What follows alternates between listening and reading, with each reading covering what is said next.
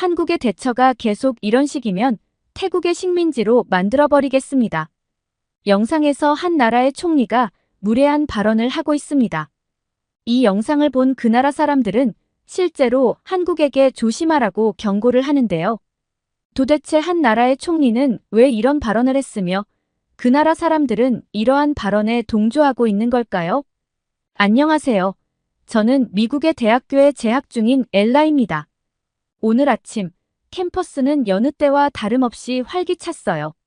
하지만 제 마음속엔 뭔가 다른 게 있었죠. 아시아학 강의실로 향하는 발걸음이 평소보다 빨랐습니다.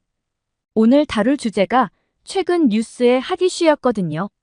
강의실에 들어서자 이미 많은 학생들이 자리를 잡고 있었어요. 평소보다 좀 더 긴장된 분위기가 느껴졌습니다.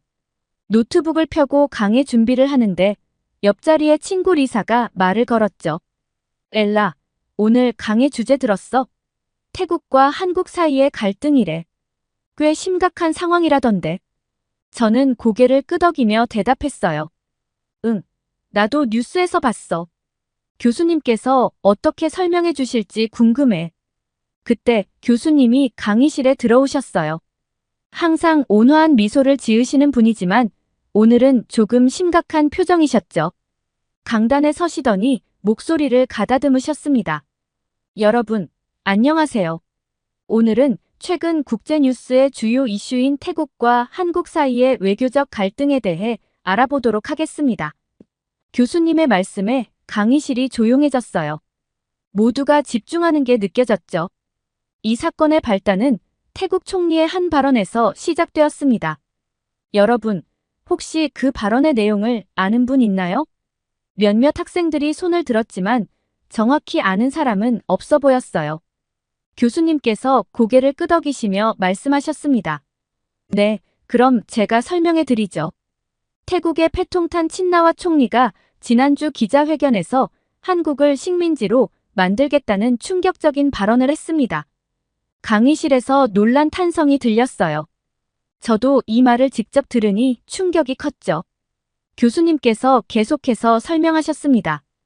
패통탄 친나와 총리는 태국의 31대 총리로 2024년 8월에 취임했어요.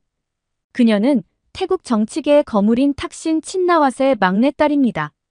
아버지 탁신과 이모 잉낙 친나왓도 모두 전직 총리였죠. 패통탄은 부동산 개발회사 CEO 출신으로 정치 경험은 상대적으로 적지만 가족의 정치적 유산과 경제 발전 공약을 내세워 당선되었습니다. 특히 그녀는 태국의 젊은 세대로부터 큰 지지를 받았어요. 하지만 취임 이후 여러 논란의 중심에 서 있었고 특히 이번 발언은 국제적으로 큰 파장을 일으켰습니다. 교수님은 잠시 숨을 고르시더니 이어서 말씀하셨어요. 여러분, 이런 발언이 왜 문제가 될까요? 한국과 일본의 역사를 아는 사람이라면 이 발언이 얼마나 부적절한지 이해할 수 있을 겁니다. 한 학생이 조심스럽게 손을 들고 말했어요. 일본이 과거에 한국을 식민 지배했잖아요. 그래서 한국 사람들에게는 매우 민감한 주제일 것 같아요. 교수님께서 고개를 끄덕이셨습니다. 정확합니다. 1910년부터 1945년까지 35년간 일본의 식민 지배를 받은 한국으로서는 이런 발언이 과거의 아픈 역사를 들추는 것과 다름없죠. 게다가 한 국가의 총리가 다른 나라를 식민지로 만들겠다고 말하는 것 자체가 현대 국제관계에서는 있을 수 없는 일입니다. 강의실 뒤쪽에서 한 학생이 질문했어요. 그렇다면 태국 총리는 왜 그런 발언을 한 걸까요? 교수님께서 깊이 숨을 들이쉬더니 대답하셨습니다. 좋은 질문입니다. 이 발언의 배경에는 복잡한 상황이 있어요. 최근 한국이 태국인들에 대한 입국 심사를 강화했는데 이에 대한 태국 측의 불만이 컸던 겁니다. 특히 한국의 제주도는 무비자 입국이 가능했는데 이 정책이 변경되면서 태국인들의 반발이 심해졌죠. 패통탄 총리는 이런 상황에서 국내 지지층의 환심을 사려는 의도로 이런 과격한 발언을 한 것으로 보입니다. 저는 궁금증이 생겨 손을 들고 질문했어요. 교수님, 그렇다면 한국이 갑자기 입국 심사를 강화한 이유가 있나요? 교수님께서 고개를 끄덕이셨어요. 네, 이유가 있습니다. 최근 몇 년간 한국 내 태국인 불법 체류자 수가 급증했거든요. 특히 2022년부터 2023년 사이에 태국인 불법 체류자 수가 약 30% 증가해서 15만 명에 이르렀다고 해요. 이는 합법적으로 체류하는 태국인 수의 25배가 넘는 숫자죠. 더 심각한 문제는 마약 관련 사건들이에요. 2023년 한 해 동안 한국에서 적발된 마약 사범 중 태국인의 비율이 크게 증가했습니다. 특히 메스암페타민, 일명 야바라고 불리는 마약의 유통과 사용이 문제가 되고 있어요. 서울의 한 클럽에서 20명의 태국인이 집단으로 마약을 투약하다 적발된 사건이 있었어요. 또 인천국제공항에서 태국발 비행기를 통해 대량의 야바가 밀수되는 것이 적발되기도 했죠. 이 사건에서 무려 10만 정의 야바가 압수되었다고 합니다. 이런 사건들이 연이어 발생하면서 한국 정부와 국민들의 우려가 커졌어요. 결국 한국 정부는 올해 초부터 태국인에 대한 입국 심사를 대폭 강화했습니다. 제주도 무비자 입국 정책도 변경되었고 KETA 전자여행 허가제 심사도 더욱 엄격해졌죠. 패통탄 총리는 이런 한국의 정책 변화에 대해 강하게 반발하고 있었어요. 그녀는 이런 조치가 태국인 전체를 잠재적 범죄자로 취급하는 것이라고 비난했죠. 특히 관광업에 큰 타격을 줄 것이라는 우려도 표명했습니다. 교수님은 마지막으로 이렇게 덧붙이셨어요. 결국 이런 긴장 관계 속에서 패통탄 총리의 부적절한 발언이 나온 것 같아요. 물론 이는 외교적으로 매우 부적절한 발언이지만 그 배경에는 이런 복잡한 상황들이 있었던 겁니다. 이 설명을 들으니 상황의 심각성이 더욱 실감났어요. 국제관계가 얼마나 복잡하고 미묘한지, 그리고 한 국가의 정책이 어떻게 다른 나라와의 관계에 영향을 미치는지 깨달을 수 있었죠. 이 말씀을 듣자 강의실 분위기가 더욱 심각해졌어요. 국제관계가 이렇게 복잡할 수 있다는 게 새삼 실감났죠. 교수님께서 계속해서 설명하셨습니다. 이런 상황에서 패통탄 총리의 발언은 기름을 부은 격이 되었어요.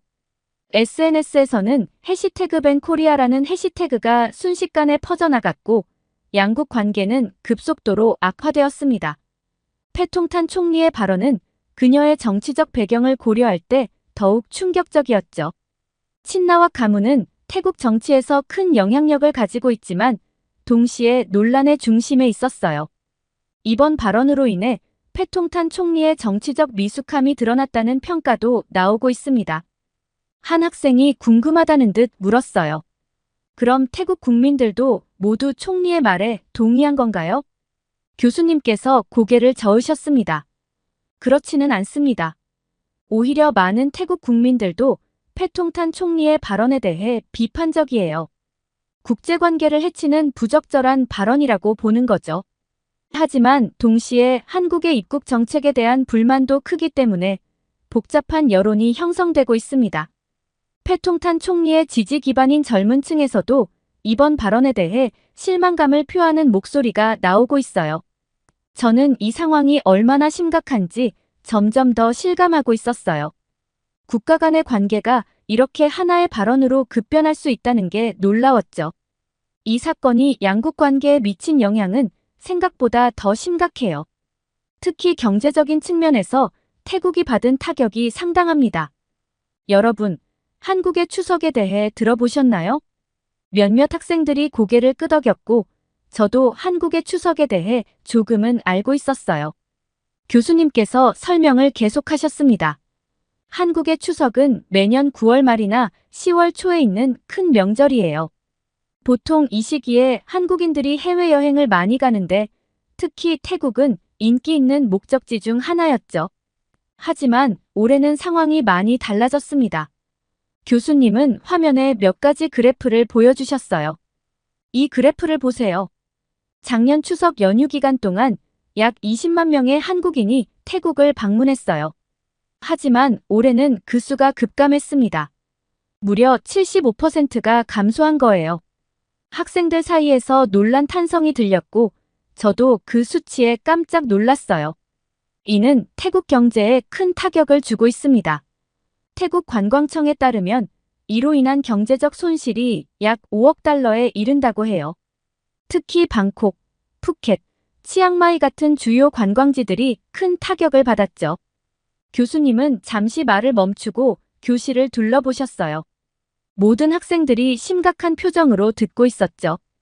이런 상황은 패통탄 총리에게 큰 정치적 부담이 되고 있어요. 그녀가 경제 발전을 핵심 공약으로 내세워 당선되었다는 점을 고려하면 이번 사태로 인한 경제적 손실은 그녀의 정치적 입지를 크게 약화시킬 수 있습니다. 저는 궁금증이 생겨 손을 들고 질문했어요. 그렇다면 태국 정부는 이 상황을 어떻게 해결하려고 하나요? 교수님께서 고개를 끄덕이셨어요. 좋은 질문입니다. 태국 정부는 현재 이 사태를 수습하기 위해 노력 중이에요. 한국 정부와의 외교 채널을 통해 대화를 시도하고 있고, 동시에 다른 국가로부터의 관광객 유치를 강화하고 있습니다. 하지만 단기간에 이 문제를 해결하기는 쉽지 않을 것 같아요. 교수님의 설명이 끝나자 강의실 안에는 무거운 침묵이 감돌았어요. 그때 갑자기 뒷자리에서 수치타가 손을 들고 말했습니다. 한국의 입국 심사가 너무 까다롭고 차별적이에요. 태국 사람들을 범죄자 취급하는 것 같아요. 이 말에 지희가 바로 반박했습니다. 그건 사실이 아닙니다. 한국은 모든 외국인에게 공정한 입국 심사를 하고 있어요. 불법 체류와 마약 문제 때문에 어쩔 수 없는 조치였습니다. 수치타의 얼굴이 붉어지더니 목소리를 높였어요. 그래요? 그렇다면 왜 태국인들만 특별히 더 까다롭게 심사하는 거죠? 이런 식이면 오히려 한국이 태국의 식민지가 될 수도 있어요. 우리나라 경제가 무너지면 한국은 어떻게 될 것 같아요? 강의실이 순식간에 소란스러워졌어요. 학생들 사이에서 놀란 탄성과 함께 웅성거림이 들렸죠. 지희의 얼굴이 창백해지더니 자리에서 벌떡 일어났어요. 무슨 말씀을 하시는 거예요? 그건 정말 무례하고 부적절한 발언이에요. 지희의 목소리가 떨렸어요. 한국은 그저 자국의 안전을 지키기 위해 필요한 조치를 취한 것뿐이에요. 그것을 가지고 식민지니 뭐니 하는 건 완전히 잘못된 거예요. 교수님께서 급히 끼어드셨어요. 진정들 하세요. 수치타 학생, 그런 발언은 정말 부적절합니다.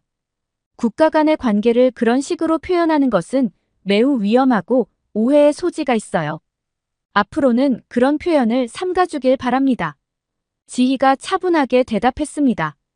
하지만 그건 법을 지키지 않은 결과입니다. 한국에 합법적으로 체류하는 태국인은 약 1만 8천 명에 불과하지만 불법 체류자는 무려 15만 명에 달한다고 합니다. 이는 심각한 문제죠. 교수님께서 고개를 끄덕이시며 덧붙이셨습니다. 지희 학생의 말이 맞습니다. 실제로 태국 정부도 이 문제의 심각성을 인식하고 있어요. 불법 취업 방지를 위한 특별 단속팀을 구성했으며 공항에서 출국을 저지하는 조치도 취했습니다. 수치타는 화를 내며 말했어요. 그렇다고 해도 모든 태국인을 잠재적 범죄자처럼 취급하는 건 너무하지 않나요? 저희 나라 사람들 대부분은 정직하게 살아가고 있어요. 교수님께서 부드럽게 말씀하셨어요. 수치타 학생의 마음도 이해합니다. 하지만 이런 문제는 한 나라만의 책임이 아니에요. 양국이 협력하여 해결해 나가야 할 문제죠. 지희가 조심스럽게 의견을 덧붙였어요. 맞아요. 우리도 모든 태국인을 범죄자로 보는 건 아니에요. 다만 불법 체류와 관련된 문제들이 너무 많아져서 어쩔 수 없이 강화된 조치를 취한 거예요. 교수님께서 설명을 이어가셨습니다. 실제로 이 문제는 단순히 불법 체류만의 문제가 아닙니다. 최근 몇 년간 한국에서 태국인 관련 마약 사건과 흉악 범죄가 급증했어요. 강의실 안에 무거운 침묵이 흘렀어요. 모두가 이 복잡한 상황을 곱씹고 있는 듯 했죠. 교수님께서 다시 말씀을 이으셨어요. 이런 상황에서 양국 정부가 취할 수 있는 조치들은 제한적일 수밖에 없어요. 한국 정부는 자국민의 안전을 위해 입국 심사를 강화했고, 태국 정부는 자국민의 불법 출국을 막기 위해 노력하고 있는 거죠. 양국 정부 간의 긴밀한 협력이 필요해요. 불법 체류자 문제와 마약 문제를 함께 해결하기 위한 공동 대책을 마련해야 합니다. 동시에 양국 국민들 사이의 이해와 신뢰를 높이는 노력도 필요하죠. 또한 합법적인 취업과 유학의 기회를 확대하는 것도 중요해요. 불법 체류의 근본적인 원인 중 하나는 합법적인 기회의 부족이니까요. 양국이 협력하여 이런 기회들을 늘려나간다면 불법 체류 문제도 자연스럽게 줄어들 수 있을 거예요. 교수님의 설명이 끝나자 강의실에는 잠시 침묵이 흘렀어요. 그때 수치타가 갑자기 자리에서 일어나 격앙된 목소리로 말했습니다. 그래도 한국이 너무 오만하지 않나요? 우리나라를 무시하는 것 같아요. 어쩌면 한국을 태국의 식민지로 만들어야 정신을 차릴 수 있을 것 같아요. 그래야 우리나라 사람들을 함부로 대하지 않겠죠? 강의실이 순식간에 소란스러워졌어요. 학생들 사이에서 놀란 탄성과 함께 웅성거림이 들렸죠. 교수님의 표정이 순간 굳어졌어요. 수치타 학생, 그런 발언은 절대 용납될 수 없습니다. 현재 태국의 상황으로는 한국을 절대로 식민지로 만들 수 없어요. 그리고 그런 생각 자체가 매우 위험하고 부적절합니다. 교수님은 잠시 숨을 고르시더니 계속해서 말씀하셨어요. 객관적인 데이터를 봅시다. 현재 한국의 GDP는 태국의 약 3배에 달해요. 군사력 순위도 한국이 5위, 태국이 26위입니다. 기술력과 국제적 영향력 모든 면에서 한국이 앞서 있어요. 이런 상황에서 태국이 한국을 식민지로 만든다는 것은 현실성이 전혀 없는 주장입니다. 수치타의 얼굴이 붉어졌지만 여전히 물러서지 않았어요. 하지만 우리나라는 오랜 역사와 전통이 있어요. 우리는 한 번도 식민 지배를 받은 적이 없고 강대국 사이에서 독립을 지켜왔어요. 게다가 우리는 관광 강국이에요. 한국 사람들이 우리나라에 와서 돈을 쓰잖아요. 교수님이 고개를 저으셨어요. 수치타 학생, 역사와 전통은 소중하지만 그것만으로 현대 국제관계를 설명할 수는 없어요. 관광산업도 중요하지만 그것이 한 나라의 전체 국력을 대변하지는 않습니다. 지희가 조심스럽게 의견을 냈어요. 저도 한마디 해도 될까요? 우리나라도 힘들게 발전해온 나라예요. 일제강점기와 한국전쟁을 겪고도 이만큼 성장했어요. 그 과정에서 많은 나라들의 도움을 받았고 지금은 우리가 다른 나라를 돕고 있어요. 서로를 존중하면서 협력하는 게 중요하지 않을까요? 교수님께서 고개를 끄덕이셨어요. 지희 학생 말이 맞아요. 국제관계는 서로 존중하고 협력하는 것이 가장 중요합니다. 어느 한 나라가 다른 나라를 지배하거나 식민지로 만드는 것은 현대 사회에서 있을 수 없는 일이에요. 수치타는 여전히 불만스러운 표정으로 말을 이어갔어요. 하지만 우리는 한 번도 다른 나라의 식민지가 된 적이 없어요. 그만큼 강하다는 뜻 아닌가요? 게다가 우리나라는 동남아시아에서 가장 영향력 있는 국가 중 하나예요. 교수님은 깊은 한숨을 내쉬셨어요. 수치타 학생, 역사의 길이나 과거의 영광이 현재의 국력을 의미하지는 않아요.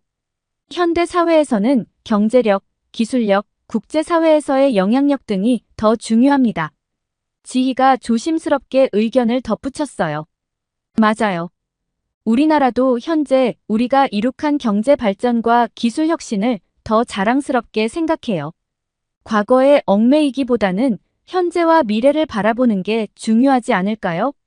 수치타는 고개를 저었어요. 그래도 우리나라의 문화적 영향력은 대단해요. 태국 음식은 전 세계적으로 유명하고 우리의 불교 문화는 많은 사람들에게 영감을 주고 있어요. 이런 것들도 국가의 힘이 될 수 있지 않나요? 교수님께서 고개를 끄덕이셨어요. 문화적 영향력도 물론 중요합니다. 하지만 그것만으로 한 국가의 전체적인 힘을 평가할 수는 없어요. 현대 사회에서는 다양한 요소들이 복합적으로 작용하죠. 이때 교수님께서 화면에 몇 가지 그래프를 띄우셨어요. 여러분, 이제 좀 더 구체적인 데이터를 살펴볼까요? 양국의 군사력을 비교해 보겠습니다. 교수님께서 설명을 이어가셨어요. 한국은 병력 60만 명, 국방비 약 40조 원으로 군사력 순위 5위입니다. 반면 태국은 병력 36만 명, 국방비 약 8조 원으로 26위에 머물러 있습니다. 여러분, 이런 수치가 의미하는 바를 아시나요? 한국의 군사력은 상당한 수준에 도달해 있습니다. 실제로 일부 군사 전문가들은 한국이 미국과 전면전을 벌이더라도 상당 기간 버틸 수 있는 능력을 갖추고 있다고 평가하고 있어요. 이런 평가가 나올 정도로 한국의 군사력이 발전했다는 점은 주목할 만해요. 한국은 첨단 무기 체계와 높은 기술력을 바탕으로 질적으로 우수한 군사력을 보유하고 있습니다. 수치타가 불만스러운 표정으로 끼어들었어요. 그래도 그건 너무 과장된 말 아닌가요? 태국도 충분히 강한 나라인데 왜 한국만 그렇게 대단하다고 하는 거죠? 교수님께서 대답하셨어요. 수치타 학생, 이는 객관적인 데이터와 전문가들의 분석을 바탕으로 한 평가입니다. 태국도 물론 자국의 방어 능력을 갖추고 있지만 현재 군사력 순위나 기술력 측면에서는 한국과 엄청난 차이가 있어요. 이 말에 수치타가 또다시 끼어들었어요. 우리도 미국과 전쟁을 하면 버틸 수 있을 만한 국방력이 있습니다. 교실 안이 술렁이기 시작했어요. 몇몇 학생들은 불편한 기색을 감추지 못했고 다른 학생들은 호기심 어린 눈으로 교수님을 바라보고 있었죠. 여러분, 우리가 오늘 나눈 대화는 국제관계의 복잡성을 잘 보여줍니다. 한 나라의 힘이나 위대함은 단순히 하나의 요소로 결정되지 않아요. 경제력, 군사력, 문화적 영향력, 역사, 국제사회에서의 역할 등 다양한 요소들이 복합적으로 작용합니다. 교수님은 화면에 새로운 자료들을 띄우셨어요.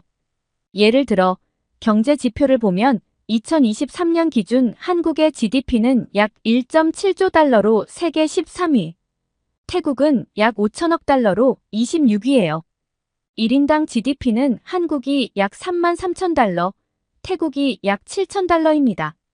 지희가 조심스럽게 손을 들었어요. 교수님, 그렇다면 이런 경제력의 차이가 어떤 영향을 미치나요? 교수님께서 고개를 끄덕이셨어요. 좋은 질문입니다.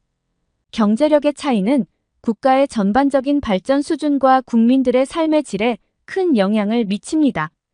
예를 들어 교육과 의료 시스템, 사회 인프라 구축 등에 투자할 수 있는 능력이 달라지죠. 또한 국제사회에서의 영향력에도 차이가 생깁니다. 교수님은 잠시 생각에 잠기시더니 조심스럽게 말씀하셨어요. 이런 경제력과 군사력의 차이를 고려하면 현재 태국이 한국을 지배하거나 식민지로 만들 능력은 없다고 봐야 합니다. 이는 객관적인 사실에 기반한 분석입니다. 수치타의 얼굴이 붉어졌어요. 하지만 우리나라도 충분히 강해요. 우리의 문화적 영향력과 관광 산업은 세계적이에요. 그걸로도 충분히 한국을 압도할 수 있어요. 교수님은 고개를 저으셨어요. 수치타 학생, 국가의 힘은 단순히 한두 가지 요소로 결정되지 않습니다. 종합적인 국력을 봐야 해요. 문화적 영향력이나 관광 산업도 중요하지만 그것만으로는 한 국가를 지배할 수 없어요. 현실을 직시하고 객관적으로 상황을 판단하는 것이 중요합니다. 수치타는 입을 열려다 말고 고개를 숙였어요. 더 이상 아무 말도 하지 않았죠. 강의가 끝나고 교실을 나오면서 저는 오늘 배운 내용을 곰곰이 생각해 보았어요. 국제관계가 이렇게 복잡하고 섬세한 문제라는 걸 직접 체험하니 제가 공부하고 있는 아시아학의 중요성을 다시 한번 깨달았습니다. 단순히 애국심이나 자부심만으로는 부족하다는 것, 객관적인 사실과 데이터를 바탕으로 판단해야 한다는 것을 배웠어요. 또한 국가 간의 관계에서 상호 존중과 이해가 얼마나 중요한지도 알게 되었습니다. 앞으로 국제관계를 공부할 때 오늘의 교훈을 꼭 기억하며 더 넓은 시야를 가진 사람이 되어야겠다고 다짐했어요. 한 국가의 입장만을 고집하지 않고 다양한 관점에서 세상을 바라보는 능력을 키워나가고 싶습니다. 이렇게 한국을 태국의 식민지로 만든다는 내용의 사연 어떻게 들으셨나요?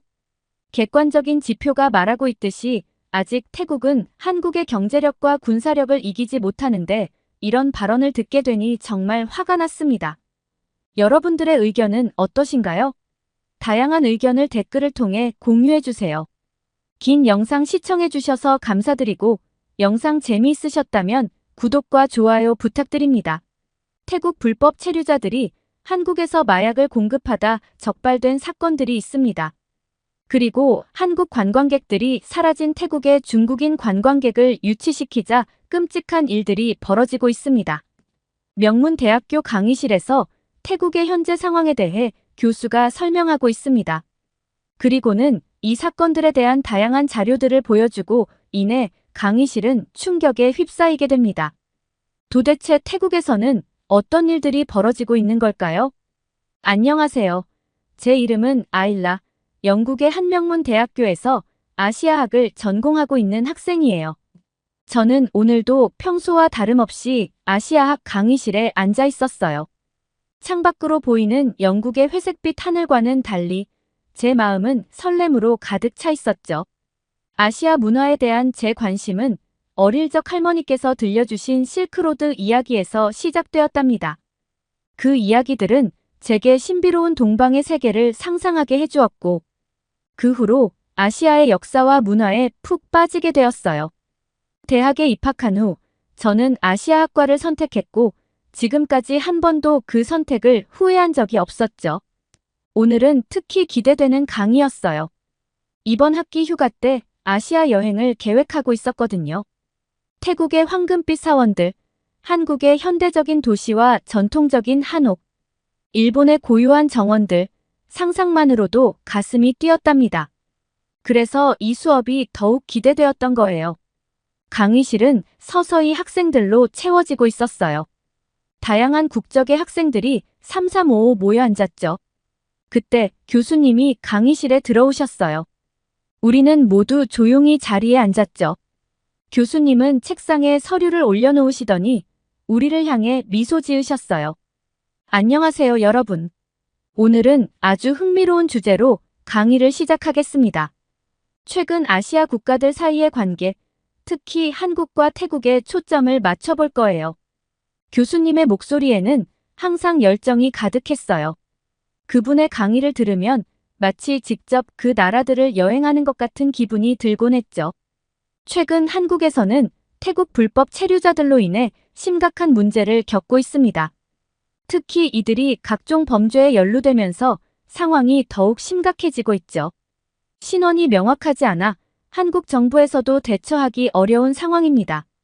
강의실 전체가 긴장감으로 가득 찼어요. 모두가 교수님의 말씀에 집중하고 있었죠. 이 강의가 제 아시아 여행 계획에 어떤 영향을 미칠지 궁금했어요. 한 가지 확실한 건 오늘 강의가 매우 흥미진진할 것이라는 점이었죠. 교수님의 말씀이 이어졌습니다. 최근에는 마약 관련 범죄에 태국 불법 체류자들이 연루되면서 한국 사회에 악영향을 미치고 있습니다. 2023년 말부터 2024년 초까지 여러 사건이 있었는데 구체적으로 살펴보겠습니다.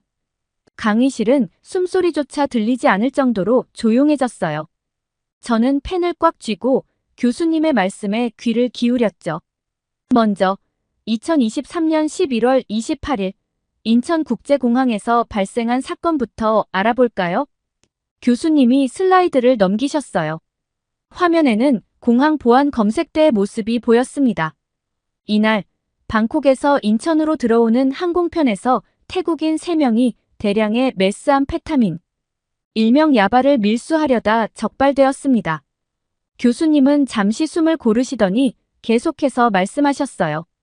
이들은 각각 1kg가량의 야바를 몸에 붙이고 입국하려 했죠. 공항 검색대를 통과할 때 이상한 점을 발견한 세관 직원의 기지로 붙잡힐 수 있었습니다.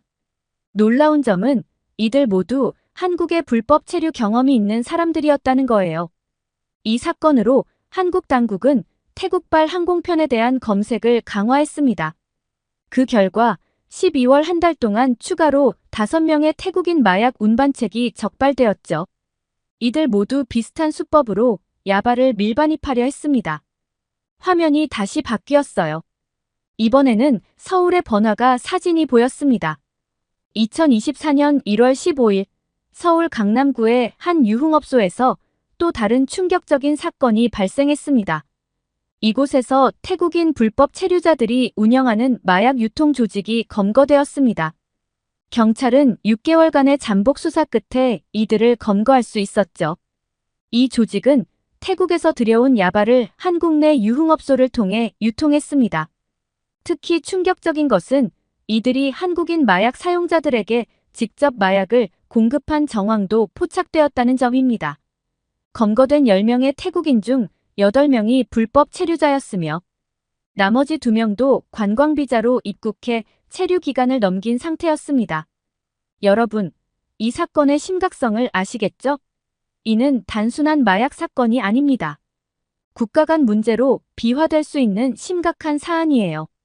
교수님의 목소리에는 걱정이 묻어났습니다.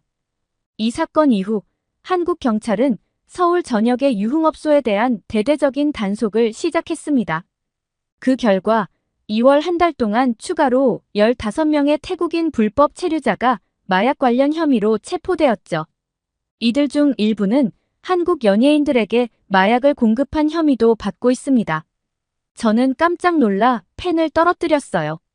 연예인들까지 연루되었다니 상상도 못한 일이었죠. 교수님은 계속해서 설명하셨습니다. 이러한 일련의 사건들로 인해 한국 정부는 불법 체류자 문제와 마약 문제에 대한 대책 마련에 고심하고 있습니다. 출입국 관리와 마약 단속을 더욱 강화하는 방안을 검토 중이죠. 하지만 이는 단순히 한국과의 문제가 아닙니다. 국제적인 협력이 필요한 사안이에요. 교수님은 잠시 말을 멈추고 우리를 둘러보셨어요. 모든 학생들의 얼굴에는 심각한 표정이 역력했죠. 이 문제의 해결을 위해서는 한국과 태국 양국의 긴밀한 협력이 필요합니다. 하지만 현실은 그리 간단하지 않아요. 태국 정부는 자국민의 인권 문제를 들어 한국의 강경한 대응을 비판하고 있죠. 반면 한국은 자국 내 치안 문제를 들어 더 강력한 단속을 주장하고 있습니다. 교수님의 말씀이 이어졌어요. 이런 상황에서 양국 간의 갈등은 점점 깊어지고 있습니다. 관광객 수가 줄어들고 경제 협력도 위축되고 있죠. 심지어 일부에서는 비자 면제 협정의 폐지까지 거론하고 있습니다. 여러분, 이런 상황에서 우리는 어떤 태도를 가져야 할까요? 단순히 한쪽의 입장만을 들어서는 안 됩니다. 양국의 입장을 모두 이해하고 객관적인 시각에서 이 문제를 바라볼 필요가 있어요. 이 문제에 대한 여러분의 의견을 들어보도록 하겠습니다. 교수님의 질문이 끝나자 강의실은 잠시 정적에 빠졌어요. 학생들은 서로 눈치를 보며 누가 먼저 말을 꺼낼지 기다리는 듯 했죠. 그때 강의실 뒤쪽에서 한 학생이 조심스럽게 손을 들었어요. 태국에서 온 라다였습니다. 교수님, 말씀드려도 될까요? 라다의 목소리가 떨렸어요. 교수님은 고개를 끄덕이며 라다를 바라보셨죠. 물론이죠, 라다. 당신의 의견을 들어보고 싶네요. 라다는 깊은 숨을 내쉬고 말을 이어갔어요. 교수님, 그건 잘못된 정보 아닐까요? 태국에서는 그런 사람들이 없어요. 한국 정부가 잘못 생각하고 있는 것 같아요. 강의실이 술렁이기 시작했어요. 학생들 사이에서 작은 대화 소리가 들리기 시작했죠. 라다는 목소리를 높여 계속 말했어요. 오히려 한국이 불법 체류자를 제대로 잡지 못한 잘못이 아닐까요? 태국 사람들을 범죄자 취급하는 건 너무 편견 아닌가요? 교수님은 차분히 라다를 바라보셨어요. 라다, 당신의 의견은 이해합니다. 하지만 우리가 앞서 본 통계와 사례들은 객관적인 사실이에요. 이를 단순히 무시할 수는 없죠. 라다의 얼굴이 붉어졌어요. 하지만 교수님, 그건 극소수의 사례일 뿐이에요. 대부분의 태국 사람들은 성실하고 법을 지키는 사람들이에요. 이런 식으로 태국 전체를 매도하는 건 너무 과하지 않나요? 그때 한국에서 온 예진이가 손을 들었어요. 교수님의 허락을 받고 예진이가 말을 시작했죠. 라다 씨, 당신의 마음은 이해해요. 하지만 이건 단순히 한국의 문제가 아니라 국제적인 문제예요. 우리는 이 상황을 객관적으로 바라보고 해결책을 찾아야 해요. 라다는 고개를 저으며 반박했어요. 그래도 그건 한국 정부의 무능함 때문 아닌가요? 왜 불법 체류자들을 제대로 관리하지 못하는 거죠? 강의실의 긴장감이 고조되는 가운데 예진이가 손을 들었어요. 교수님이 고개를 끄덕이자 예진이가 말을 시작했습니다. 라다 씨, 저는 당신의 입장을 이해합니다. 하지만 실제로 불법 체류자를 단속하는 것이 얼마나 어려운지 아시나요? 예진의 목소리는 차분했지만 단호했어요. 라다가 눈썹을 치켜올리며 대꾸했어요. 그게 뭐가 그리 어렵다는 거죠? 한국은 첨단 기술 국가 아닌가요? 예진은 깊은 숨을 내쉬고 설명을 이어갔어요. 첨단 기술만으로는 해결할 수 없는 문제들이 많아요. 우선 불법 체류자들은 대부분 현금으로만 거래를 해요. 이는 금융 거래를 추적하기 어렵게 만듭니다. 또한 그들은 고정된 주소 없이 자주 이동해요. 오늘 이 지역에 있다가 내일은 다른 지역으로 옮겨가죠. 이런 유동성 때문에 당국이 그들의 위치를 파악하기가 매우 어려워요. 라다가 입을 열려고 했지만 예진이 손을 들어 제지했어요. 잠시만요. 아직 설명이 더 있어요. 불법 체류자들은 대개 같은 국적을 가진 사람들끼리 폐쇄적인 커뮤니티를 형성해요. 이들은 서로를 보호하고 정보를 공유하죠. 외부인, 특히 당국의 접근을 철저히 차단합니다. 예진의 설명에 강의실은 숙연해졌어요. 이런 복잡한 상황을 전혀 몰랐다는 게 놀라웠어요. 예진은 마지막으로 이렇게 덧붙였습니다. 또 하나 중요한 점은 인권 문제예요. 무차별적인 단속은 인권 침해 논란을 일으킬 수 있어요. 실제로 합법적으로 체류 중인 외국인들이 부당하게 의심받거나 조사받는 일도 있었죠. 이런 상황은 국제적인 비난을 받을 수 있어 신중하게 접근해야 해요. 교수님이 고개를 끄덕이며 말씀하셨어요. 예진 씨, 아주 좋은 지적입니다. 불법 체류 문제는 생각보다 훨씬 복잡하고 다면적이네요. 그러나 라다는 여전히 완전히 납득하지 못한 듯 했어요. 그래도 그건 결국 한국 정부의 무능함 때문 아닌가요? 다른 나라들은 이런 문제를 어떻게 해결하고 있죠? 교수님이 끼어드셨어요. 라다, 당신의 질문은 매우 중요합니다. 다른 나라들의 사례를 살펴보는 것도 좋은 방법이 될 거예요. 하지만 각 나라마다 상황이 다르다는 점을 기억해야 해요. 하지만 라다 씨, 당신의 생각에는 오해가 있어요. 실제로 태국인들이 한국의 불법 체류자로 들어와 각종 마약 범죄에 가담하고 있다는 것은 부인할 수 없는 사실입니다. 이는 한국 정부의 무능함이 아니라 국제적인 범죄 네트워크의 복잡성 때문이에요. 라다의 얼굴이 굳어졌어요. 그녀는 뭔가 말하려는 듯 입을 열었다 다시 다물었죠. 교수님은 계속해서 설명하셨어요. 여러분, 이 문제는 단순히 한국과의 문제가 아닙니다. 국제적인 범죄 조직들이 개입된 매우 복잡한 사안이에요. 그들은 국경을 넘나들며 활동하고 첨단 기술을 이용해 당국의 추적을 피하죠. 교수님은 프로젝터를 켜고 몇 장의 슬라이드를 보여주셨어요. 그래프와 통계 자료들이 화면에 나타났죠. 이 자료들을 보세요. 최근 5년간 한국에서 적발된 외국인 마약 사범 중 태국인의 비율이 꾸준히 증가하고 있어요. 특히 메스암페타민, 일명 야바의 밀반입과 유통에 태국인들의 관여가 두드러집니다. 학생들 사이에서 작은 탄성이 흘러나왔어요. 저도 놀라움을 감출 수 없었죠. 더 충격적인 사실은 아까 말했듯이 최근에는 연예인과 유명 인사들도 태국의 마약 공급책을 통해 마약을 구입한다는 정보가 있다는 거예요. 물론 실명은 거론할 수 없지만 이는 문제의 심각성을 보여주는 또 다른 예시입니다. 강의실 전체가 술렁거리기 시작했어요. 학생들은 서로 눈빛을 교환하며 놀란 표정을 감추지 못했죠. 이런 상황은 단순히 법 집행의 문제가 아닙니다. 사회적, 경제적, 외교적 측면이 모두 얽혀있는 복잡한 문제예요. 예를 들어 불법 체류자들 중 상당수가 한국의 3D 업종에서 일하고 있어요. 이들을 모두 강제 출국시키면 일부 산업 분야에서 심각한 인력난이 발생할 수 있죠. 라다는 고개를 숙인 채 말이 없었어요. 그녀의 표정에서 혼란스러움이 읽혔죠. 또한 이 문제는 한국과 태국 양국의 관계에도 영향을 미치고 있어요. 태국 정부는 자국민 보호를 명목으로 한국의 단속을 비판하고 있고, 한국은 자국 내 치안 문제를 들어 더 강력한 대응을 요구하고 있죠. 이는 양국 간의 외교적 마찰로 이어지고 있어요.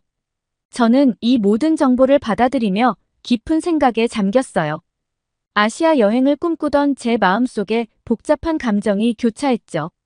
여러분, 이런 복잡한 문제에는 간단한 해답이 없어요. 우리는 다양한 측면을 고려하고 양국의 입장을 모두 이해해야 합니다. 그리고 무엇보다 이런 문제를 해결하기 위해서는 국제적인 협력이 필수적이라는 점을 명심해야 해요. 그때 갑자기 라다가 자리에서 벌떡 일어났어요. 그녀의 얼굴은 붉게 달아올라 있었고 목소리는 떨리고 있었죠. 그래도 태국인들은 한국 사람들을 싫어해요. 우리나라에 와서 관광하면서 무례하게 굴잖아요. 강의실 전체가 라다의 갑작스러운 폭발에 놀란 듯 했어요. 일부 학생들은 불편한 듯 자리에서 몸을 뒤척였고, 다른 학생들은 서로 눈빛을 교환하며 당황한 표정을 지었죠. 교수님은 잠시 라다를 바라보셨어요. 라다 씨, 그건 편견입니다. 우리는 이런 일반화된 진술을 조심해야 해요. 모든 한국인 관광객이 무례하다고 말할 수 없죠.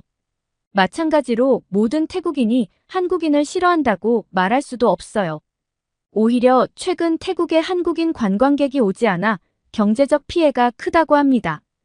태국 정부는 한국인 관광객을 다시 유치하기 위해 노력하고 있죠. 교수님은 프로젝터를 다시 켜고 몇 가지 통계 자료를 보여주셨습니다. 이 그래프를 보세요. 2023년부터 2024년 초까지 태국을 방문한 한국인 관광객의 수가 급격히 감소했어요. 이는 태국의 관광 산업에 상당한 타격을 주고 있습니다. 저는 그래프를 보며 놀라움을 감출 수 없었어요. 한국인 관광객의 감소폭이 생각보다 훨씬 컸거든요.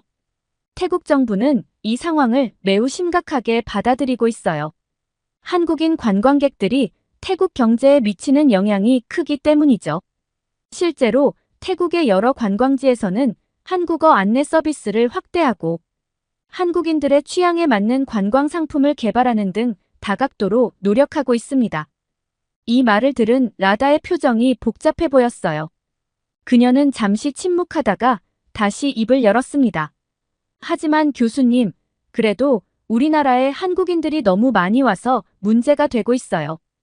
그들은 시끄럽고 우리 문화를 존중하지 않아요.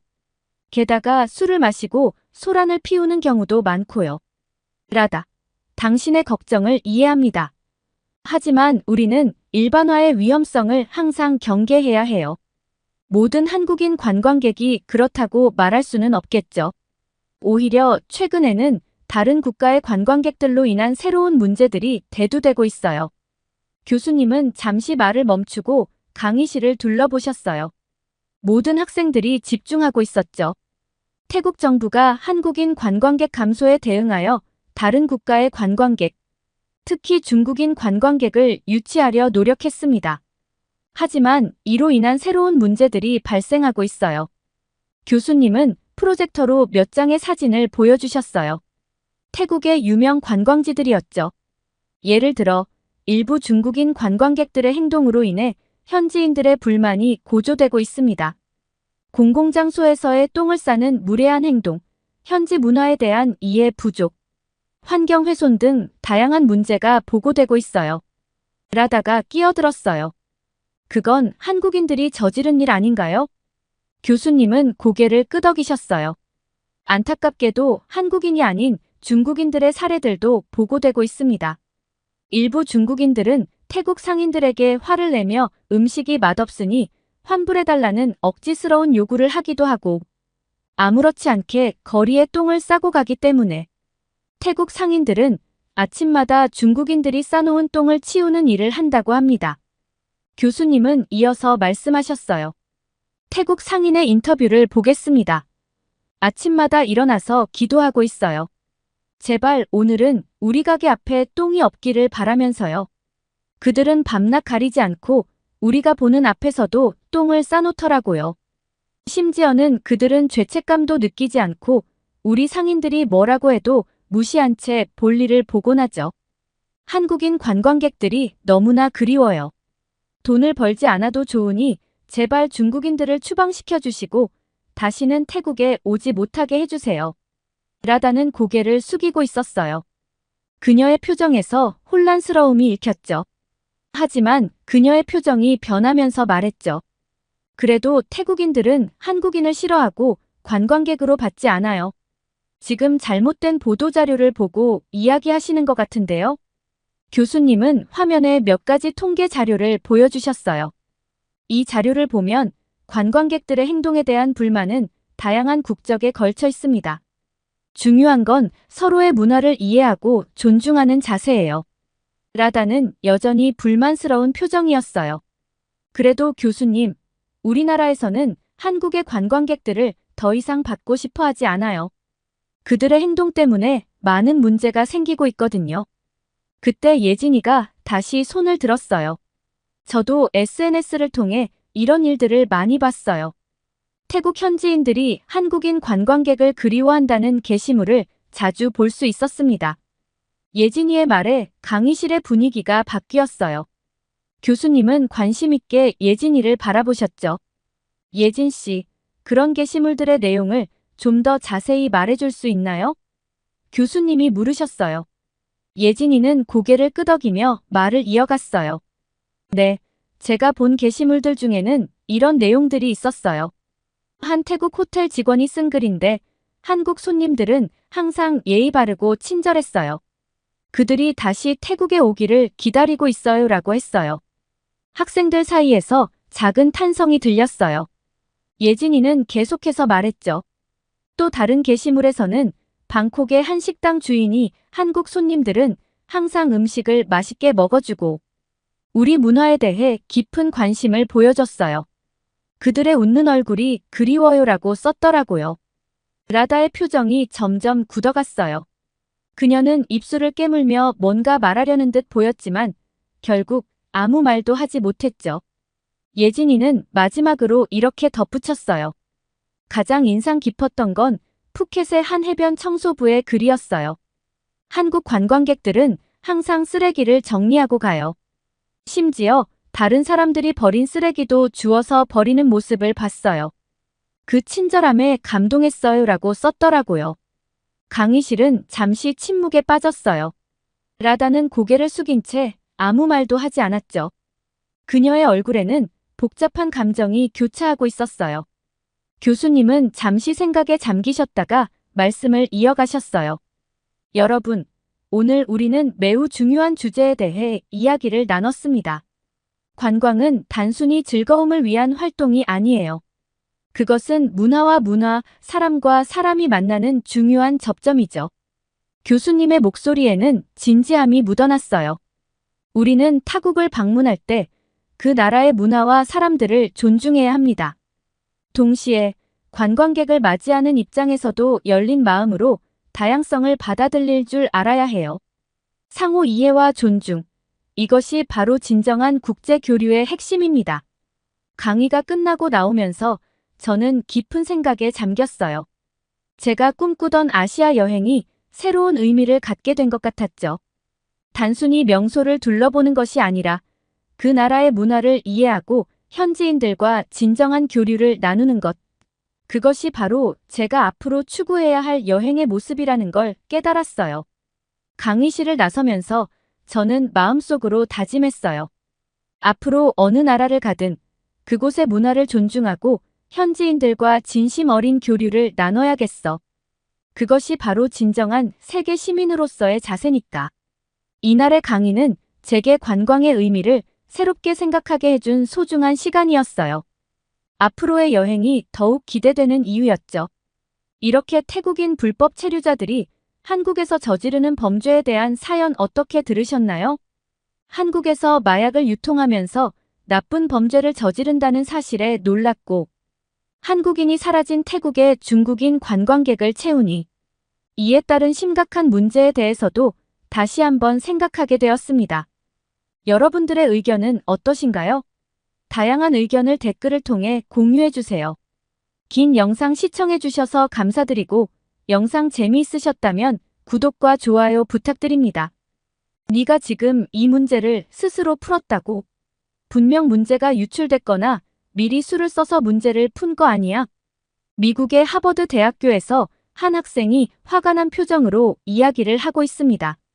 그러자 문제를 풀어낸 학생은 그 학생에게 충격적인 이야기를 하고 교수와 주변 학생들은 믿을 수 없다는 표정을 짓고 있습니다.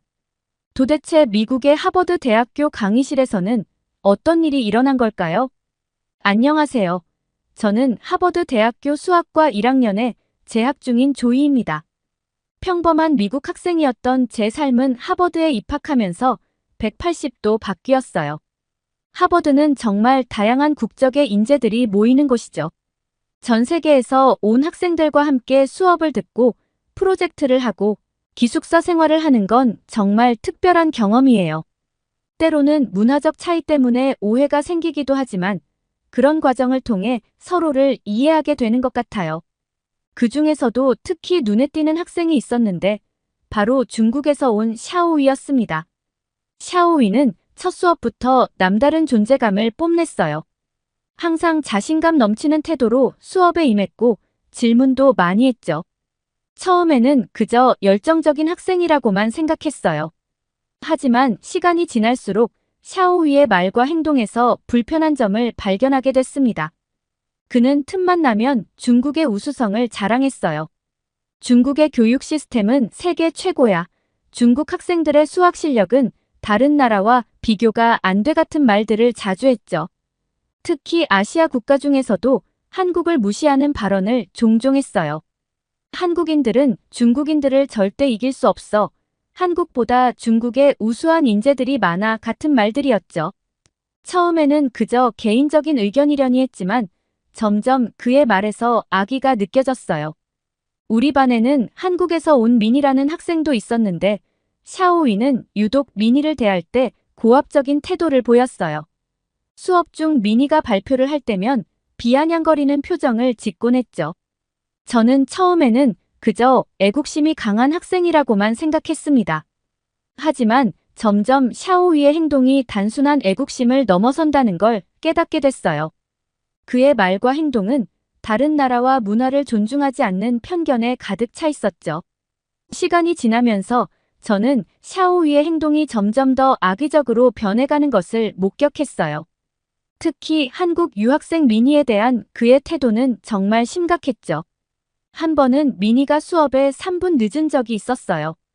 교수님께 사과하고 자리에 앉는 미니를 보며 샤오위가 옆 사람에게 큰 소리로 말하더라고요. 역시 한국 사람들은 시간 개념이 없어.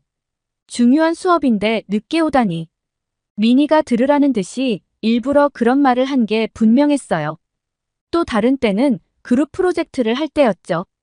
미니가 자기 파트를 열심히 준비해 왔는데 샤오위는 콧방귀를 뀌며 말했어요. 이 정도야. 한국 사람들은 겉으로만 열심히 하는 척 하는구나. 미니의 노력을 완전히 무시하는 발언이었죠. 도서관에서 공부하는 미니를 봤을 때도 샤오위는 기회를 놓치지 않았어요. 쟤는 맨날 도서관에 있어. 근데 성적은 별로더라. 아마 공부하는 척만 하는 거 아니야? 이런 식으로 다른 학생들에게 미니의 이미지를 나쁘게 만들려고 했죠. 심지어 미니가 받은 장학금에 대해서도 시비를 걸었어요. 한국 학생들은 특혜를 받아. 실력은 없으면서 장학금만 받아가지. 이 말을 들은 저는 정말 화가 났죠. 미니가 얼마나 열심히 공부하는지 제가 직접 봤거든요. 이런 일들이 반복되면서 다른 학생들도 불편해하기 시작했어요. 하지만 대부분은 직접적으로 나서지 않았죠. 샤오위의 날카로운 말솜씨에 맞서기가 부담스러웠던 거예요. 저는 이런 상황을 보며 갈등했어요. 미니를 돕고 싶었지만 직접 나서면 상황이 더 복잡해질까봐 망설여졌거든요. 그래도 이대로 두면 안 될 것 같았어요. 하버드는 세계 최고의 인재들이 모이는 곳인데 이런 편견과 차별이 있다니 정말 실망스러웠습니다. 다양성을 존중하고 서로 배워야 할 곳에서 오히려 갈등이 생기고 있었죠. 하버드의 명성에 걸맞지 않은 이런 상황이 계속되는 가운데 우리 반에서 중요한 발표 수업이 있었어요. 각자 자신의 연구 주제를 발표하고 토론하는 시간이었죠. 미니의 차례가 되자 교실 분위기가 긴장감으로 가득 찼어요. 모두가 샤오위의 반응을 예상하고 있었거든요. 미니는 침착하게 발표를 시작했습니다. 그녀의 주제는 인공지능을 활용한 수학 교육 방법이었어요. 발표가 진행될수록 저는 감탄을 금치 못했습니다. 미니의 연구는 정말 혁신적이었거든요. 그녀는 어려운 수학 공식을 이용해 AI 모델을 설계하고 이를 통해 학생들의 학습 패턴을 분석하는 방법을 제안했어요. 그런데 발표가 끝나자마자 샤오위가 손을 번쩍 들었죠. 질문 있습니다. 그의 목소리에는 비아냥거림이 가득했어요. 이 연구, 정말 미니 씨가 한 건가요? 어디서 베낀 게 아닌가요? 순간 교실이 얼어붙었어요. 모두가 미니의 반응을 지켜보고 있었죠. 하지만 미니는 평온한 표정을 유지한 채 대답했습니다. 네, 제가 직접 연구했습니다. 질문이 있다면 연구 내용에 대해 해주시면 감사하겠습니다. 샤오위는 멈추지 않았어요. 이런 수준 높은 연구를 한국 학생이 했다고는 믿기 어려운데요. 다른 곳에서 베낀 내용들 아닌가요? 이번에도 미니는 차분하게 대응했습니다. 연구 과정에 대해 궁금하시다면 제 노트를 보여드릴 수 있습니다. 제가 어떻게 이 결론에 도달했는지 모두 기록되어 있어요. 샤오위의 도발에도 불구하고 미니는 끝까지 침착함을 잃지 않았어요. 오히려 그녀의 태도에 다른 학생들이 감명을 받은 것 같았죠. 그때 뜻밖의 일이 벌어졌어요. 평소 조용하던 에밀리가 손을 들고 일어난 거예요. 저는 미니의 연구에 대해 질문이 있습니다. AI 모델의 학습 알고리즘에 대해 좀 더 자세히 설명해 주실 수 있나요? 미니는 미소를 지으며 에밀리의 질문에 상세히 답변했어요. 그녀의 설명을 들으며 교실의 분위기가 서서히 바뀌어 갔습니다. 학생들은 진지하게 경청했고 몇몇은 열심히 노트를 적기 시작했죠. 발표가 끝나고 쉬는 시간, 여러 학생들이 미니에게 다가와 질문을 했어요. 심지어 교수님께서도 미니의 연구에 큰 관심을 보이셨죠. 매우 흥미로운 주제였어요. 다음 주에 제 연구실로 한번 오세요. 이야기를 더 나눠보고 싶네요. 이 모든 광경을 지켜보며 저는 많은 생각이 들었어요. 미니의 실력과 인내심, 그리고 다른 학생들의 변화하는 태도, 하버드의 진정한 모습은 이런 게 아닐까 싶었죠. 하지만 한편으로는 샤오위의 행동이 계속 마음에 걸렸어요. 그의 편견과 적대적인 태도가 쉽게 바뀔 것 같지는 않아 보였거든요. 이 상황이 앞으로 어떻게 전개될지, 그리고 제가 무엇을 할 수 있을지 고민이 깊어졌습니다. 발표 수업 이후로 샤오위의 태도는 더욱 공격적으로 변했어요. 마치 미니에 대한 열등감이 커진 것처럼 보였죠. 그러던 중 중간고사 기간이 다가왔습니다. 모두가 시험 준비에 열중하는 동안 샤오위는 여전히 틈만 나면 중국의 우수성을 강조했어요. 중국의 가오카오 중국대학 입학시험은 세계에서 가장 어려운 시험이야. 우리는 이미 이 정도 난이도의 시험은 수없이 봤다고. 이런 말들을 하며 다른 학생들을 압박했죠. 드디어 중간고사 결과가 발표되는 날이 왔어요. 교수님이 성적을 공개하셨는데 놀랍게도 미니가 1등을 했더라고요. 샤오위는 2등이었죠. 순간 교실이 술렁였어요. 그러자 샤오위가 벌떡 일어나 소리쳤습니다. 이건 말이 안 됩니다.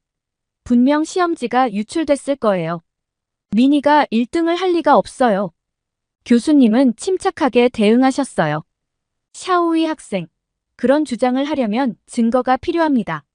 미니 학생은 정정당당하게 시험을 치렀어요. 하지만 샤오위는 멈추지 않았어요. 교수님, 생각해보세요. 어렸을 때부터 받은 교육 수준이 다릅니다. 한국은 중국을 따라올 수 없어요. 아이비리그에 진학하는 학생 수도 중국이 항상 앞서고 있다고요. 교수님은 한숨을 쉬셨어요. 샤오위, 그건 단순히 인구 차이 때문일 수도 있어요.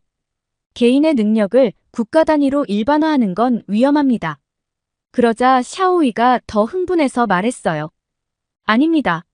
중국의 교육 시스템은 세계 최고예요. 우리는 5천년의 역사를 가진 문명 국가입니다. 공자님의 가르침을 바탕으로 한 우리의 교육은 그 어떤 나라도 따라올 수 없어요.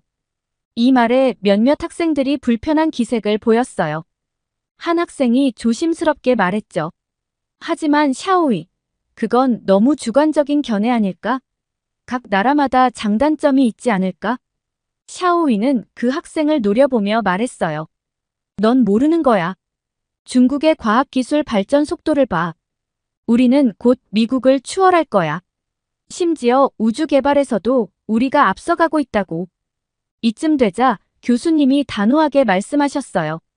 샤오위, 이런 식의 논쟁은 여기서 멈추는 게 좋겠어요. 우리는 서로의 문화와 배경을 존중해야 합니다. 그리고 시험 결과에 대해서는 이에 제기할 만한 정당한 근거가 없다면 인정해야 해요. 하지만 샤오위는 여전히 불만스러운 표정이었어요. 그는 작은 목소리로 중얼거렸죠. 어차피 한국은 중국 문화를 훔쳐간 나라야. 그들의 성공은 다 우리 것을 베낀 거라고. 이 말을 들은 저는 정말 충격을 받았어요.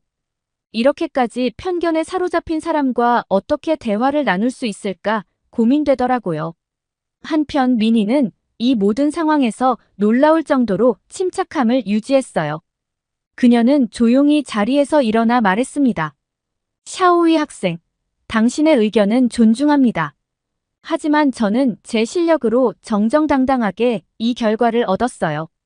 서로를 인정하고 배우는 게 하버드에서 공부하는 우리의 자세가 되어야 하지 않을까요? 민희의 말에 대부분의 학생들이 고개를 끄덕였어요. 심지어 아까 샤오위 편을 들었던 학생들조차 민희의 태도에 감명받은 듯 했죠. 이 사건 이후로 교실의 분위기가 미묘하게 변했어요. 샤오위를 향한 시선이 차가워졌고 반대로 민희에 대한 관심과 존경심은 커져갔죠. 그러던 중 교수님은 샤오위에게 평소와는 다른 진지한 목소리로 이야기했습니다. 교수님은 무언가를 검색하고 프로젝터를 켜시며 말씀을 이어가셨어요. 먼저 샤오위 학생이 언급한 내용부터 살펴보죠. 중국 학생들이 미국 대학, 특히 아이비리그에 많이 오는 것은 사실입니다. 하지만 그 이유를 좀 더 객관적으로 들여다볼 필요가 있어요. 화면에는 각국의 유학생 통계가 나타났어요. 교수님은 계속해서 설명하셨죠. 보시다시피 중국의 유학생 수가 압도적으로 많습니다. 하지만 이는 단순히 중국의 인구가 다른 나라보다 훨씬 많기 때문이에요. 인구 대비로 보면 한국이나 인도 등 다른 아시아 국가들도 비슷한 비율로 유학을 보내고 있습니다. 그러자 샤오위가 손을 들었어요. 하지만 교수님, 그건 중국 교육의 우수성 때문 아닌가요? 교수님은 고개를 저으셨어요. 그렇게 단순화할 수는 없어요. 중국의 급속한 경제 성장으로 해외 고급 교육에 대한 수요가 크게 늘어난 것이 주된 이유입니다. 반면 한국이나 일본 같은 나라들은 자국 내 교육 시스템이 이미 충분히 발달해 있어 해외 유학의 필요성이 상대적으로 적죠. 이어서 교수님은 각국의 교육 시스템에 대한 슬라이드를 보여주셨어요. 각 나라마다 교육 방식과 철학이 다릅니다. 하지만 최근 연구 결과를 보면 한국의 대학 시스템이 여러 면에서 중국의 시스템보다 우수한 점이 많다는 것을 알 수 있어요. 교수님은 화면을 넘기며 계속 설명하셨죠. 예를 들어 한국의 대학들은 학문의 자유와 창의적 사고를 중요시합니다. 서울대학교, 카이스트, 포항공대 같은 대학들은 학생들의 자율적인 연구 활동을 적극 장려하고 있어요. 반면 중국의 많은 대학들은 정부의 통제를 받아 연구 주제나 방법론에 제한이 있는 경우가 많습니다. 그러면서 교수님은 구체적인 사례를 보여주셨어요. 베이징 대학이나 칭화대학 같은 중국의 명문 대학들도 쌍인류 정책이라는 정부 주도의 대학 발전 계획에 따라 움직이고 있어요. 이 정책은 대학의 연구 방향을 국가 전략과 일치시키려는 의도가 강합니다. 반면 한국의 대학들은 정부 지원을 받되 학문의 독립성을 유지하고 있죠.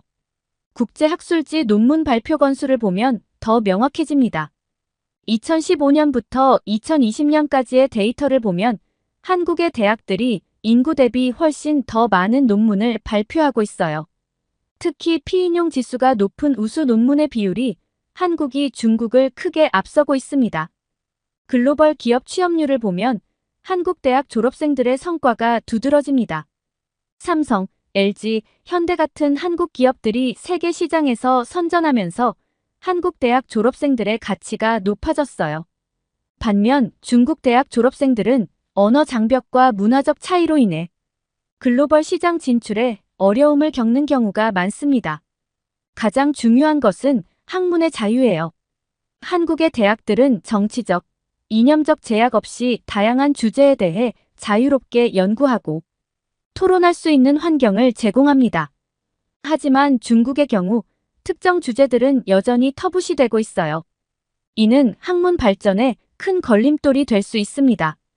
그때 샤오이가 갑자기 손을 들고 말했죠. 교수님, 하지만 중국인의 IQ가 세계에서 가장 높다는 건 잘 알려진 사실 아닌가요? 이건 우리의 우수성을 증명하는 거 아닌가요? 샤오이 학생, 그 주장에 대해 최신 데이터를 한번 살펴볼까요? 스크린에 새로운 슬라이드가 나타났어요. 그것은 세계 각국의 IQ 순위를 보여주는 표였죠. 여러분, 이 데이터는 가장 최근에 업데이트된 세계 IQ 순위입니다. 자세히 보시죠. 보시다시피 한국이 107.54로 1위를 차지하고 있습니다. 중국은 106.99로 2위이고요. 이 말에 교실이 술렁이기 시작했어요. 특히 샤오위의 표정이 굳어지는 게 보였죠. 교수님은 계속해서 설명하셨어요. 물론 이 차이가 크진 않습니다. 하지만 샤오위 학생이 주장한 것처럼 중국이 단연 1위가 아니라는 점은 분명해요. 게다가 참가자 수를 보세요. 한국은 훨씬 적은 인구로 이 결과를 냈습니다. 하지만 여러분, IQ만으로 한국가나 개인의 능력을 판단하는 건 매우 위험합니다. IQ는 지능의 한 측면일 뿐이에요. 창의성, 감성지능, 사회성 등 다른 많은 요소들도 중요하죠. IQ 논쟁 이후 교실의 분위기는 더욱 팽팽해졌어요. 샤오이는 여전히 불만스러운 표정을 감추지 못했고 다른 학생들은 이 상황이 어떻게 마무리될지 궁금해하는 눈치였죠. 그때 교수님이 갑자기 일어나셨어요. 자, 여러분. 이제 이론적인 논쟁은 그만하고 실제 실력을 한번 겨뤄볼까요? 교실이 순식간에 조용해졌어요. 교수님은 칠판으로 걸어가 분필을 들고 무언가를 적기 시작하셨죠. 이건 대학원 수준의 고급 수학 문제입니다. 풀 수 있는 사람이 있을까요? 칠판에 적힌 문제를 보자 학생들 사이에서 탄식이 흘러나왔어요. 복잡한 미분방 정식과 행렬식이 뒤섞인 문제였죠. 교수님이 말씀하셨어요. 미니와 샤오이 두 분이 나와서 이 문제를 풀어보세요. 다른 학생들 중에서도 도전하고 싶은 사람이 있다면 나오세요. 학생들은 서로가 서로에게 무언가를 말하고 잠시 침묵이 흐르더니 결국 미니와 샤오이만이 앞으로 나왔어요. 둘 다 긴장한 표정이었지만 샤오이의 얼굴에는 자신감이 넘쳤죠. 시간은 10분입니다. 시작하세요. 두 사람이 동시에 분필을 들자 교실의 긴장감이 최고조에 달했어요. 샤오이는 빠르게 문제를 풀어나가기 시작했고 미니는 잠시 생각에 잠긴 듯 보였죠. 시간이 흘러갔어요. 5분, 6분, 7분. 샤오이의 칠판은 빠르게 채워져 갔지만 미니는 여전히 천천히 풀어나가고 있었어요.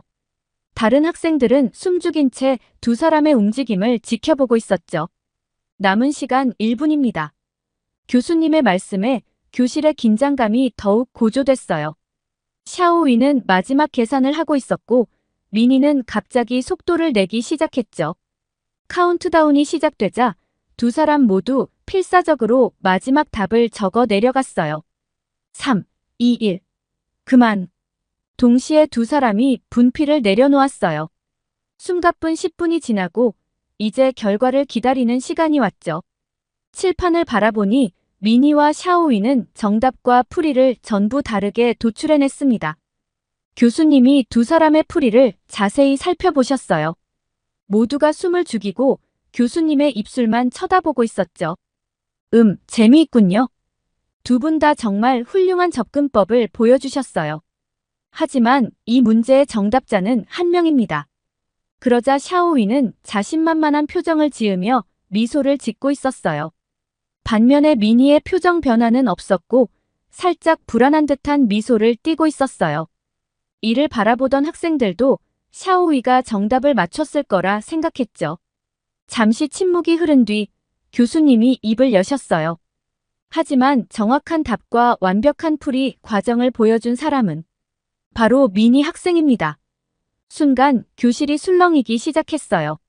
샤오위의 얼굴이 창백해졌고 미니는 여전히 차분한 표정을 유지하고 있었죠. 교수님이 계속해서 설명하셨어요.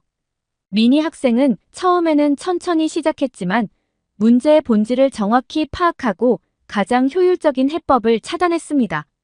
이어서 교수님은 미니에게 물으셨어요. 미니 학생, 이런 고난도의 문제를 어떻게 해결할 수 있었나요? 미니가 대답했어요. 사실 이 문제와 비슷한 유형을 한국에서 공부할 때 접한 적이 있어요. 하지만 당시에는 완벽히 이해하지 못했죠. 하버드에 와서 더 깊이 공부하면서 그때의 경험을 새롭게 적용할 수 있었습니다. 교수님이 고개를 끄덕이셨어요. 바로 그겁니다. 우리가 배운 것을 새로운 상황에 적용하는 능력, 그것이 바로 진정한 실력이죠. 그 말씀이 끝나자마자 샤오위가 갑자기 흥분하면서 소리를 질렀어요. 그의 얼굴은 붉게 달아올라 있었죠. 이건 말도 안 돼요. 분명 미니가 이 문제를 미리 알고 있었을 거예요. 어떻게 이런 어려운 문제를 저렇게 쉽게 풀 수 있죠? 교실이 순식간에 얼어붙었어요. 모든 시선이 샤오위에게 집중됐죠. 샤오위는 미니를 향해 손가락을 가리키며 말했어요. 너 분명 누군가에게 도움을 받았지? 아니면 교수님께 미리 문제를 받아봤거나. 어떻게 이럴 수가 있어? 미니는 그 자리에 조용히 서 있었어요. 그녀의 표정은 여전히 차분했죠. 샤오위의 거친 말에도 불구하고 미니의 눈에는 동요의 기색이 보이지 않았어요. 미니가 부드럽게 말했어요. 저는 정직하게 문제를 풀었어요. 제 실력으로 해결한 거예요. 당신의 풀이도 훌륭했어요. 다만 접근 방식이 달랐을 뿐이죠. 하지만 샤오위는 들으려 하지 않았어요. 거짓말 마. 너 같은 한국 학생이 어떻게 나보다 잘 풀 수 있어? 중국의 교육 시스템이 세계 최고라고. 넌 분명 부정행위를 한 거야. 미니는 깊은 숨을 들이쉬고 다시 말했어요. 우리는 모두 배우는 과정에 있어요. 서로의 장점을 인정하고 배우는 게 더 중요하지 않을까요? 이건 단순한 경쟁이 아니라 함께 성장하는 기회예요. 샤오위의 얼굴이 더욱 붉어졌어요. 그는 뭔가 더 말하려는 듯 입을 열었다 닫았다 했죠. 하지만 미니의 차분한 태도 앞에서 그의 분노는 점점 수그러드는 것 같았어요. 그때 미니가 조용히 입을 열었어요. 샤오위 씨, 사실 말씀드릴 게 있어요. 교실 전체가 숨을 죽이고 그녀의 말에 귀를 기울였죠. 지금껏 당신이 제 험담을 하고 다니고 한국인들을 무시하는 발언을 뒤에서 했다는 걸 알고 있었어요. 이 말에 모두가 충격을 받았어요. 교실이 순식간에 술렁이기 시작했죠. 그러자 다른 학생들도 하나둘씩 입을 열기 시작했어요. 맞아요. 저도 들었어요. 샤오위가 미니를 한국에서 온 촌뜨기라고 부르는걸요. 저는 샤오위가 한국 문화를 비하하는 말을 하는 걸 들었어요. 샤오위는 점점 작아지는 듯 했어요. 그의 얼굴은 이제 분노보다는 당혹감으로 가득 찼죠. 이때 교수님이 나서셨어요. 여러분, 사실 이런 일은 처음이 아닙니다. 몇 년 전에도 비슷한 일이 있었어요. 그때도 중국 학생이 한국 학생을 싫어하고 험담했죠. 하지만 결국 성적은 한국 학생이 훨씬 좋았어요. 그때도 한국 학생은 항상 침착함과 이성을 잃지 않았습니다. 교수님의 말씀이 끝나자 교실은 깊은 침묵에 빠졌어요. 모두가 이 상황의 무게를 느끼는 듯 했죠. 그날 이후로 우리 반의 분위기가 완전히 바뀌었어요. 사람들이 민희를 대하는 태도가 확연히 달라졌죠. 그녀의 실력과 인품에 대한 존경심이 커진 게 눈에 보였어요. 반면 샤오위는 더 이상 다른 학생들과 어울리지 못했어요. 그의 주변이 갑자기 차가워진 것 같았죠. 저는 이 모든 상황을 지켜보며 많은 것을 느꼈어요. 처음에는 그저 남의 일이라고 생각했던 이 갈등이 사실은 우리 모두의 문제라는 걸 깨달았죠. 편견과 고정관념이 얼마나 해로운지, 그리고 그것을 극복하는 것이 얼마나 중요한지 뼈저리게 느꼈어요. 민희의 태도에서 진정한 강인함을 배웠어요. 어떤 상황에서도 침착함을 잃지 않고 오히려 상대방을 이해하려 노력하는 모습이 정말 인상 깊었죠. 반면 샤오위의 모습에서는 우리 모두가 가질 수 있는 편견의 위험성을 보았어요. 이 경험은 제게 큰 교훈이 되었어요. 단순히 학문적 지식을 쌓는 것을 넘어 다양성을 존중하고 서로를 이해하는 것이 얼마나 중요한지 깨달았죠. 하버드에서의 이 경험이 제 인생의 전환점이 될 것 같아요. 앞으로 어떤 상황에서든 열린 마음으로 사람들을 대하고 서로의 차이를 인정하며 존중하는 사람이 되고 싶어요. 이것이야말로 진정한 글로벌 리더의 자질이 아닐까요? 이렇게 미국의 명문 하버드 대학교에서 중국 학생이 한국 학생을 무시하는 사연 어떻게 들으셨나요? 사람의 국적 때문에 무조건적으로 싫어하는 중국 학생을 보고 저도 괜시리 화가 나기도 하고 민희 학생의 침착한 태도 앞에서 배울 점이 많다고 생각이 들었습니다. 여러분의 의견은 어떠신가요? 다양한 의견을 댓글을 통해 공유해주세요. 영상 재미있게 시청하셨다면 구독과 좋아요 부탁드립니다. 갑자기 모르는 번호로 영상통화가 오고 전화를 받아보니 한국의 유명 인사가 무언가를 이야기하고 있습니다. 그 유명 인사는 굉장히 중요한 정보라고 이야기를 한 이후에 무언가를 강요하기 시작하는데요. 그러자 전화를 받은 사람은 무언가에 홀린 듯 이상한 행동을 하기 시작합니다. 도대체 한국의 유명 인사는 왜 영상통화를 걸게 된 것이고 어떤 중요한 정보를 이야기한 걸까요? 안녕하세요. 제 이름은 김혜림입니다. 저는 지금 영국의 명문 대학교에서 유학 중인 한국 학생이에요. 오늘은 교수님이 오래전부터 준비하신 특강이 있는 날이에요. 강의실에 들어서자 긴장감이 감돌았습니다. 평소와는 다른 분위기였어요. 오늘의 특별 강연자인 제임스 손튼 교수님은 국제범죄 전문가로 유명하신 분이었거든요. 저는 앞쪽 자리를 잡고 앉았습니다. 노트북을 꺼내며 주변을 둘러보니 다양한 국적의 학생들로 강의실이 가득 찼더라고요. 여러분, 오늘은 동아시아의 범죄 문제, 특히 최근 크게 이슈가 되고 있는 보이스피싱에 대해 다루겠습니다. 손튼 교수님의 첫마디에 강의실이 숙연해졌어요. 저는 가슴이 뛰기 시작했습니다. 한국인으로서 이 주제에 대해 많이 들어왔지만 국제적인 시각에서 바라보는 것은 처음이었거든요. 교수님은 천천히 말씀을 이어가셨어요. 보이스피싱은 단순한 사기가 아닙니다. 이는 국경을 넘나드는 조직적인 범죄입니다. 특히 한국, 중국, 일본 등 동아시아 국가들이 주요 타겟이 되고 있죠. 저는 열심히 노트를 적으며 고개를 끄덕였습니다. 그러다 문득 옆자리의 중국 학생이 불편한 기색을 보이는 것을 발견했어요. 그의 이름이 하오라는 것을 전에 들은 적이 있었죠. 교수님은 계속해서 설명을 이어갔습니다. 이 범죄의 가장 큰 특징은 기술의 발전과 함께 진화한다는 점입니다. 최근에는 AI 기술까지 동원되고 있어요. 특히 딥페이크 기술을 이용한 새로운 형태의 사기가 급증하고 있습니다. 교수님은 잠시 멈추더니 강의실 전체를 둘러보셨어요. 모두의 눈이 교수님에게 집중되었습니다. 여러분, 딥페이크라는 말을 들어보셨나요? 교수님이 물으셨죠. 대부분의 학생들이 고개를 끄덕였지만 몇몇은 의아한 표정을 지었어요. 저는 이 용어를 들어본 적은 있었지만 정확히 무엇인지는 잘 몰랐습니다. 딥페이크는 딥러닝과 페이크의 합성어입니다. 인공지능, 특히 딥러닝 기술을 사용해 만들어낸 가짜 영상이나 음성을 말하죠. 이 기술은 원래 엔터테인먼트 목적으로 개발되었지만 범죄에 악용되기 시작했습니다. 저는 눈을 크게 뜨고 경청했어요. 교수님의 설명이 계속되었습니다.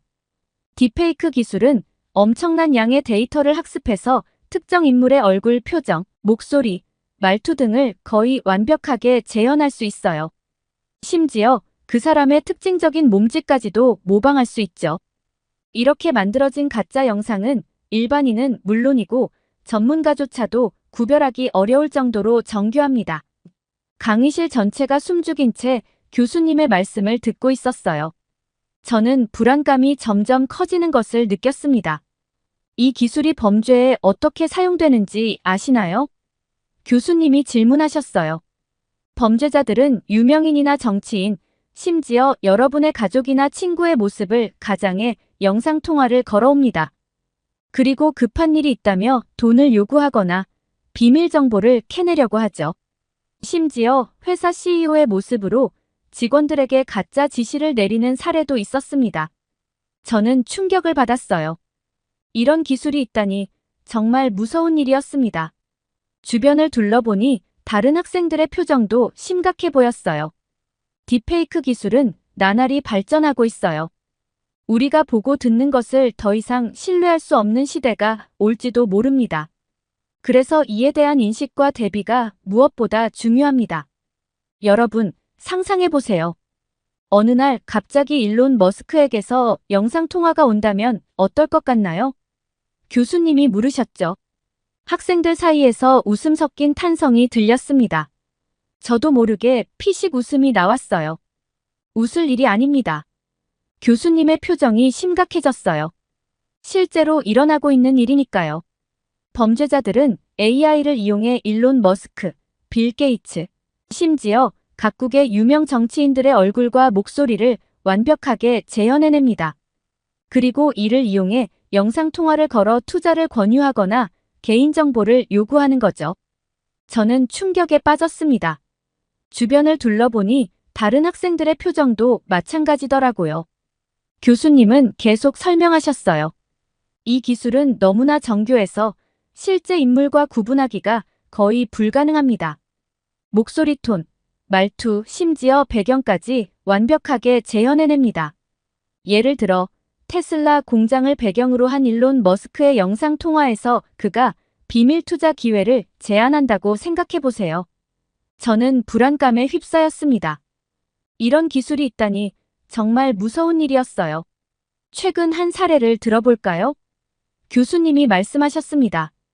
지난달 한 유명 배우의 딥페이크 영상을 이용해 팬들에게 특별한 NFT 프로젝트에 투자하라고 유도한 사건이 있었습니다.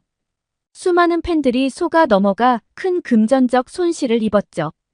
강의실은 무거운 침묵에 빠졌습니다. 저는 이런 범죄에 대항하려면 어떻게 해야 할지 고민에 빠졌어요.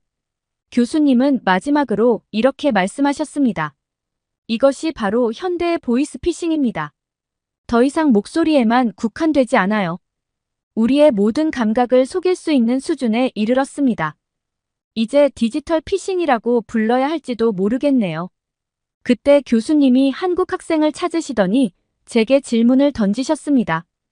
혜림 학생, 한국에서의 경험을 들려줄 수 있나요? 순간 긴장되었지만 용기를 내어 대답했습니다. 네, 교수님. 한국에서는 보이스피싱이 매우 심각한 문제예요. 제 주변에서도 피해 사례를 많이 들었습니다. 특히 노인분들이 주요 타겟이 되고 있어요. 제 말에 강의실 전체가 집중했습니다. 저는 계속해서 한국의 상황을 설명했어요. 정부와 경찰이 많은 노력을 기울이고 있지만 범죄 수법이 너무 정교해져서 피해를 막기가 쉽지 않은 상황입니다. 교수님은 고개를 끄덕이셨어요. 정확히 그렇습니다. 이것이 바로 우리가 이 문제를 국제적인 시각에서 바라봐야 하는 이유죠. 교수님의 말씀이 끝나자마자 강의실 스크린에 최근 뉴스 헤드라인이 나타났어요. 중국 거점 보이스피싱 조직 29명 검거. 피해의 국내 최대 규모. 저는 숨을 깊게 들이마셨습니다. 이 사건에 대해 들어본 적이 있었지만 자세한 내용은 몰랐거든요. 교수님이 설명을 이어갔습니다. 이 사건은 국제적 범죄의 심각성을 잘 보여주는 예시입니다. 2017년부터 중국에 근거지를 둔 이 조직은 한국의 공공기관을 사칭하며 대규모 보이스피싱을 자행했죠. 저는 급히 노트북을 켜고 메모를 시작했어요. 이건 정말 중요한 정보였으니까요. 피해 규모가 어마어마합니다. 교수님의 목소리가 무거워졌어요. 총 1923명의 피해자, 그리고 무려 1511억 원에 달하는 피해액이 확인되었습니다.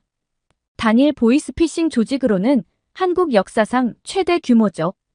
강의실에서 놀란 탄성이 들렸습니다. 저도 그 숫자에 충격을 받았어요. 교수님은 계속해서 설명하셨습니다. 이 조직의 수법이 특히 교묘했습니다. 그들은 한국의 검찰, 금융감독원 등 공신력 있는 기관을 사칭했어요. 피해자들에게 당신의 개인정보가 유출되었다 또는 당신의 계좌가 범죄에 연루되었다고 거짓말을 했죠. 저는 고개를 끄덕이며 들었습니다. 이런 수법은 한국에서 자주 사용되는 것으로 알고 있었거든요.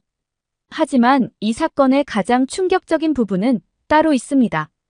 일부 조직원들은 피해자들의 고통을 조롱하고 심지어 협박까지 했다고 합니다. 한 피해자는 이러한 정신적 고통을 견디지 못하고 스스로 목숨을 끊기도 했죠.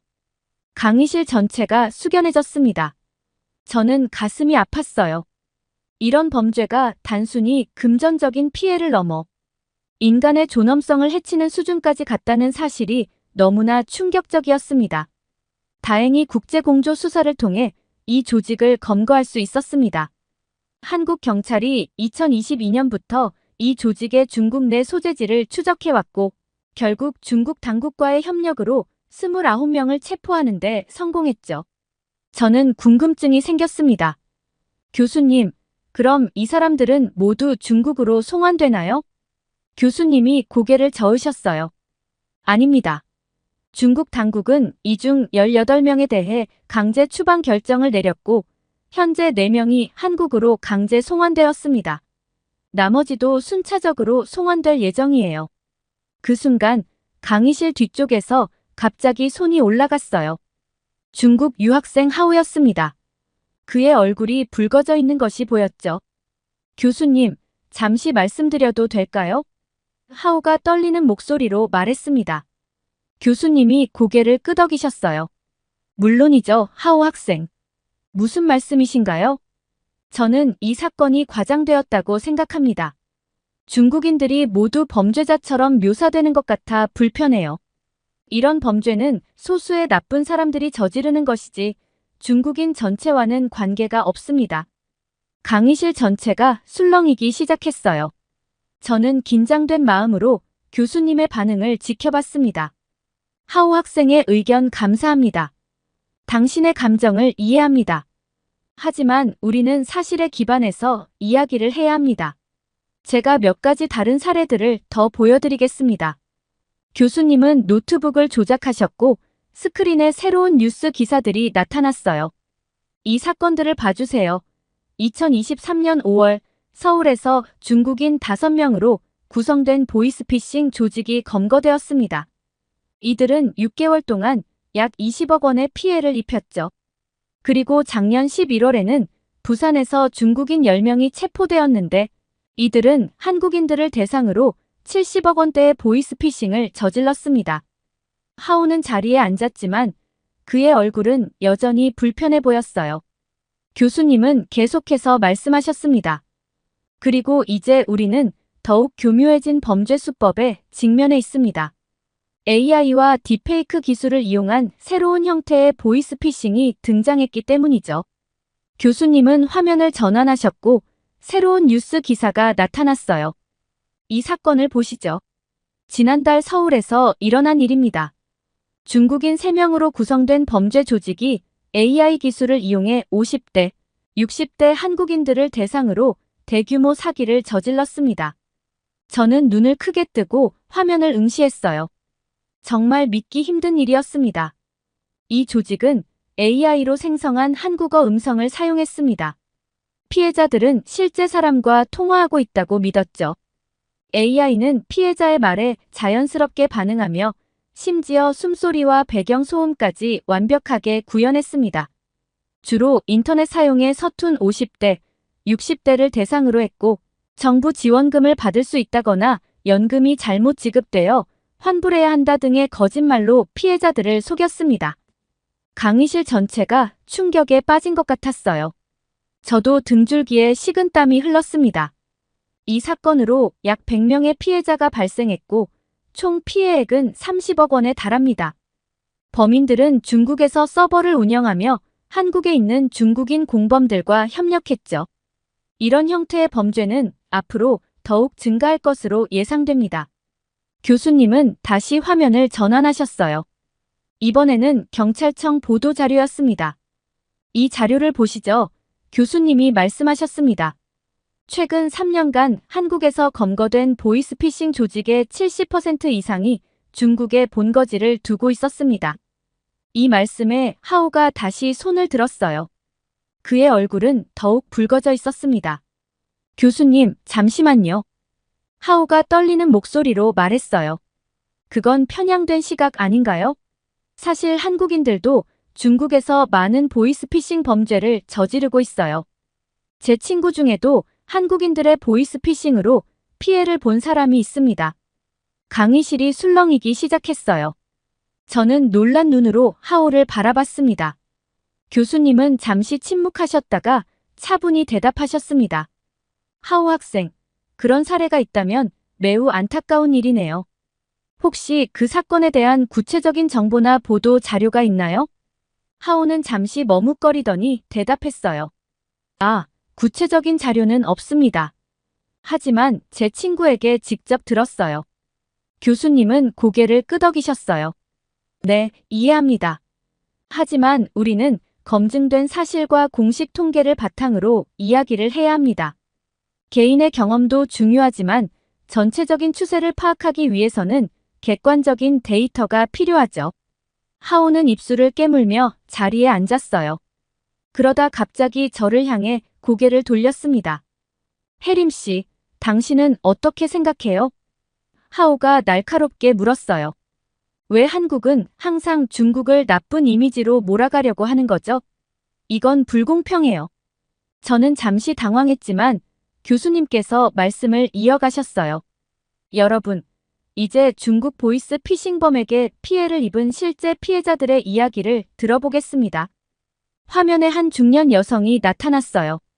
그녀의 눈은 눈물로 붉어져 있었습니다. 저는 작년에 보이스피싱 피해를 당했어요. 여성이 떨리는 목소리로 말했습니다. 검찰청이라며 전화가 왔는데 제 명의로 대출이 이루어졌다고 하더라고요. 너무 무서워서 그들이 시키는 대로 했어요. 결국 3천만 원을 날렸죠. 그건 제 전 재산이었어요. 다음으로 나온 것은 젊은 남성이었어요. 그의 표정은 무척 어두워 보였습니다. 저는 취업 준비생이었어요. 어느 날 국민연금공단이라며 연락이 왔어요. 제 연금이 잘못 처리되어 환급해준다고 했죠.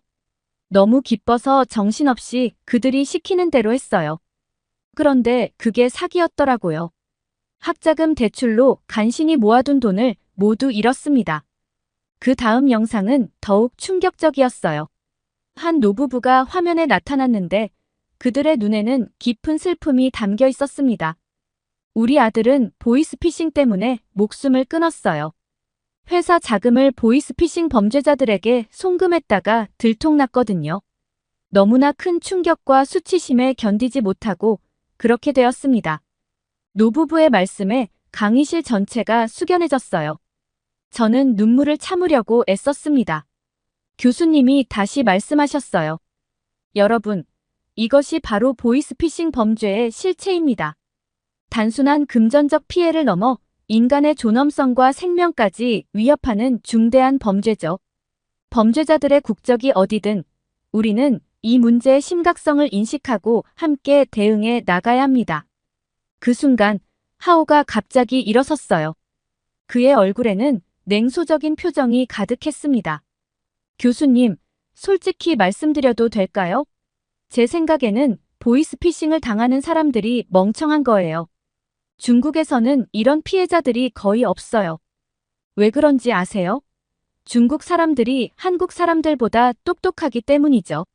순간 강의실이 얼어붙은 것 같았어요. 모두가 충격에 빠진 표정이었죠. 저는 입을 다물지 못했어요. 하오의 말이 너무나 충격적이었거든요. 하오군, 그런 발언은 매우 부적절하고 근거 없는 주장입니다.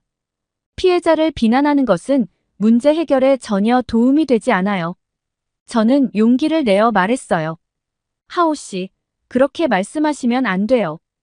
피해자들은 단순히 멍청해서 당한 게 아니에요. 범죄자들의 수법이 너무 교묘하고 치밀해서 속는 거예요. 그리고 중국에 피해자가 없다니 그건 사실이 아니에요. 교수님이 고개를 끄덕이셨어요. 해림 학생 말이 맞습니다.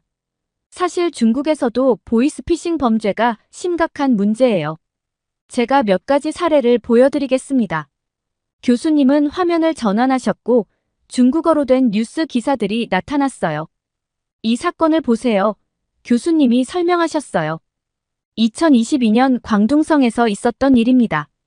중국인 범죄 조직이 주로 노인들을 대상으로 대규모 보이스피싱을 저질렀어요. 그들은 정부 관리를 사칭해 코로나19 백신 접종을 위해 계좌 정보가 필요하다고 속였죠. 6개월 동안 약 5천 명의 피해자가 발생했고 피해액은 1억 위안 약 180억 원에 달했습니다. 하오의 얼굴이 창백해졌어요. 하지만 교수님의 설명은 계속되었습니다. 또 다른 사례도 있습니다. 2023년 상하이에서 일어난 사건인데요. 이번에는 젊은 직장인들을 노렸어요. 범죄자들은 유명 투자 회사 직원을 사칭해 비밀 투자 기회를 제안했죠. AI 기술을 이용해 실제 회사 CEO의 목소리를 완벽하게 재현했고 피해자들은 이를 의심하지 않았습니다. 이 사건으로 2,000명 이상이 피해를 입었고 총 피해액은 3억 위안 약 540억 원에 달했어요. 강의실 전체가 숙연해졌어요. 하오는 고개를 숙인 채 아무 말도 하지 않았습니다. 그리고 가장 최근인 올해 초 베이징에서 발생한 사건도 있습니다. 이번에는 대학생들을 대상으로 한 보이스피싱이었어요. 범죄자들은 교육부 관리를 사칭해 학자금 대출을 전액 탕감해주겠다고 속였죠.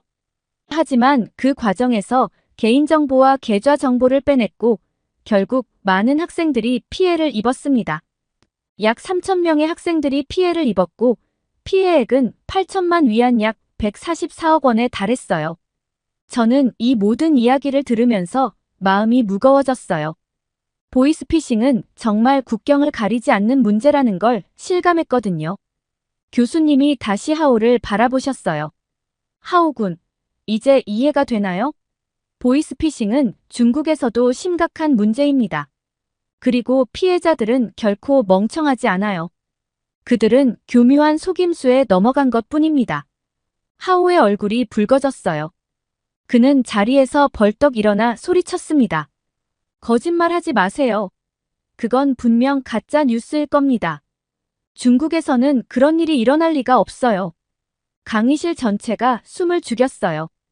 저는 놀라서 하오를 바라봤죠. 교수님은 잠시 침묵하셨다가 차분히 말씀하셨어요. 하오군, 당신의 감정은 이해합니다. 하지만 우리는 사실에 기반해 이야기를 해야 해요. 제가 보여드린 것은 공식 뉴스 보도입니다. 직접 확인해 보시겠어요? 교수님은 프로젝터를 조작하셨고 스크린에 중국 공식 뉴스 사이트들이 나타났어요.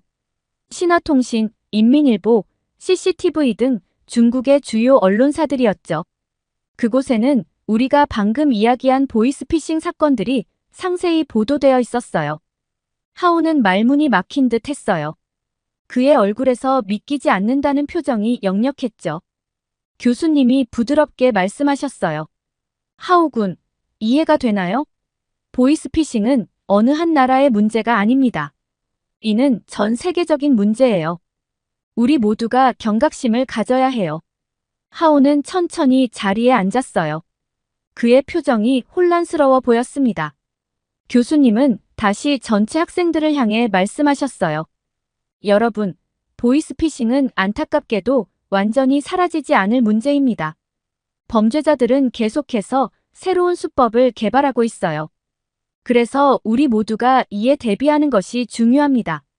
제가 몇 가지 주의사항을 알려드리겠습니다. 저는 귀를 쫑긋 세웠어요. 이건 정말 중요한 정보니까요. 첫째, 모르는 번호로 온 전화는 항상 주의해야 합니다.